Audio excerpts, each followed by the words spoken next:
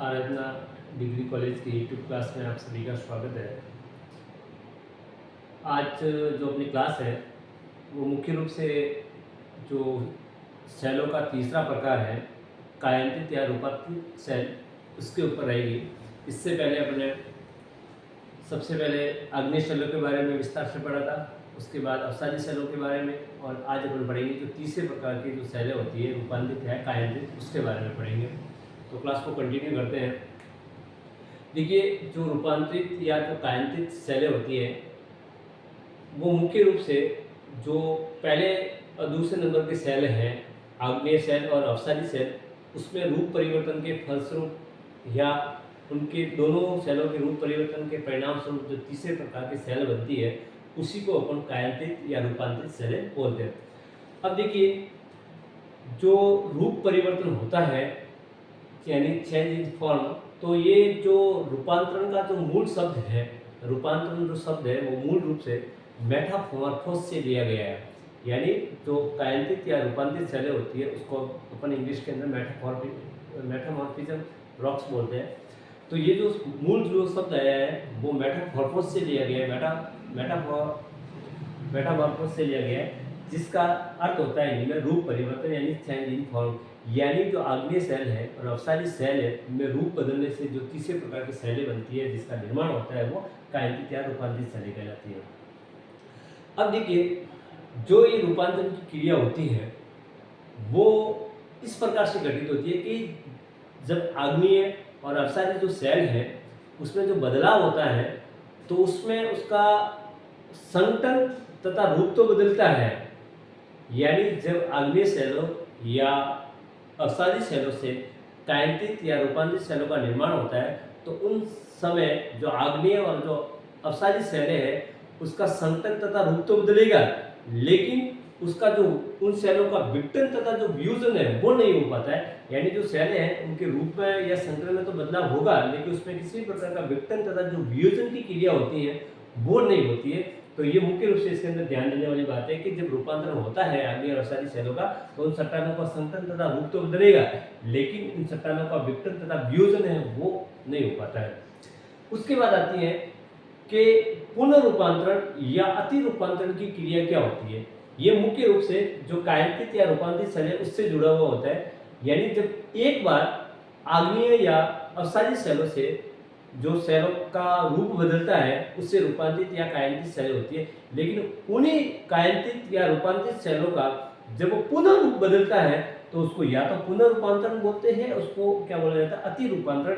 यानी रूपांतरित सेलों का ही रूप बदलना पुनर्रूपांतरण या अति रूपांतरण कहलाता है। यानी जो एक बार आग्नेय अवसादी सेलों से रूपांतरित सेलें बन गई और वही सेलें वापस क्या होती है उसका रूप बदलने से प्रकार की जो सेलें बनती है उसको अपन पुनर्रूपांतरण या अति रूपांतरण बोलते हैं।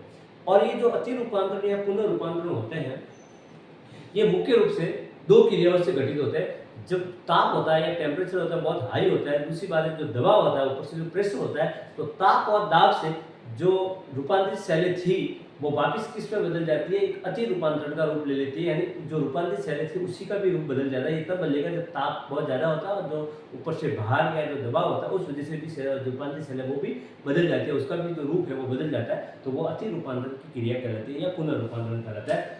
अब उसके बाद जो आग्नेय और जो अवसादी सेलें हैं उनका रूप तो बदलता है, लेकिन उसके पीछे ऐसे कौन से कारक होते हैं जो उन आग्नेय तथा अवसादी सेलों के रूप बदलने के लिए सबसे जिम्मेदार माने जाते हैं या सहायक होते हैं। तो उसमें तीन जो कारक है वो सबसे इंपॉर्टेंट रहते हैं। पहला रहता है ताप या ऊष्मा।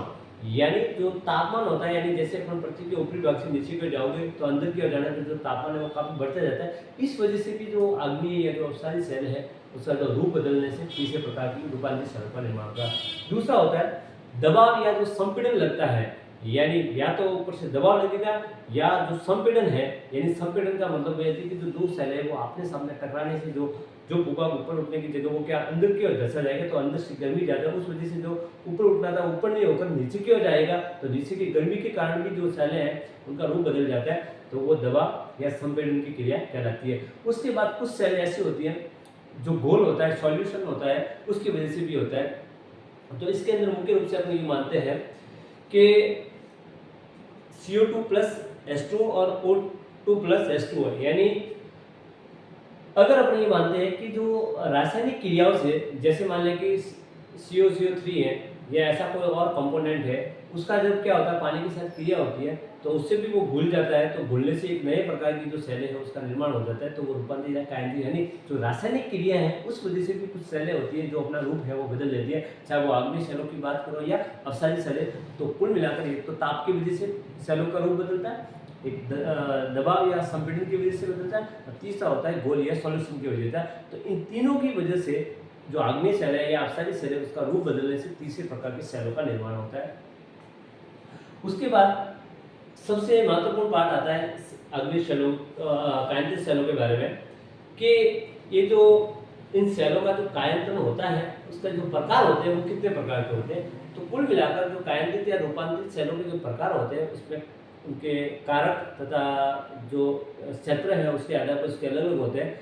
तो मुख्य रूप से अपन देखें तो जो कायंतित सेलों के जो प्रकार होते हैं उसको अपन दो आधारों पर विभाजित करके देखते हैं।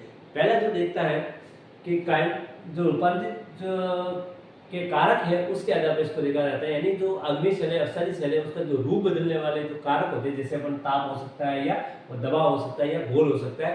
तो जो रूपांतरण के कारकों के आधार पर अगर अपन रूपांतरण के प्रकारों की बात करें तो वो चार प्रकार का होता है। पहला होता है तापीय रूपांतरण, इसका तापीय रूपांतरण इसलिए नाम पड़ा कि उसके अंदर ताप का योगदान रहता है। गतिक रूपांतरण क्योंकि ये मूवमेंट होता है, डायनेमिक रहता है, इसलिए इसको इंग्लिश में डायनेमिक बोलते हैं, इसके अंदर गति का योगदान रहता है। तीसरा होता है जो जलीय राशि होती है उस वजह से भी जो आग्नेय सेल है या अपसारी सेल है वो अपना रूप बदलती है, तो वो जलीय रूपांतरण का उदाहरण होता है। एक ऐसा होता है जिसमें ताप और जल है वो दोनों का योगदान रहता है, यानी जो गर्म जल होता है उस वजह से भी ऐसा हो सकता है। तो तापीय, गतिक, जलीय और तापीय जलीय ये जो रूपांतरण होता है वो रूपांतरित के जो प्रकार होता है उसमें पहला जो प्रकार होता है रूपांतरण के कारकों के आधार पर रूपांतरण होते हैं, वो चार प्रकार का होता है। पहला तापीय रूपांतरण, गतिक रूपांतरण, जलीय रूपांतरण और तापीय और जलीय रूपांतरण।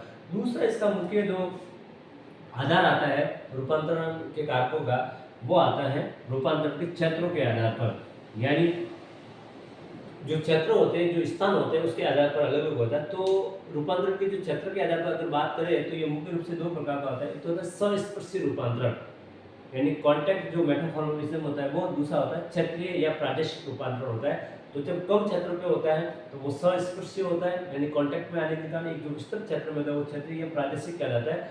अब अपन ये बात करें कि जो रूपांतरण के जो प्रकार है कारकों के आधार पर होते हैं चार प्रकार के, और क्षेत्र के आधार पर होते हैं दो प्रकार के। अगर अपन इन दोनों को जोड़ा जाए तो सामान्य रूप से जो रूपांतरण के जो प्रकार होते हैं वो मुख्य रूप से चार प्रकार के होता है।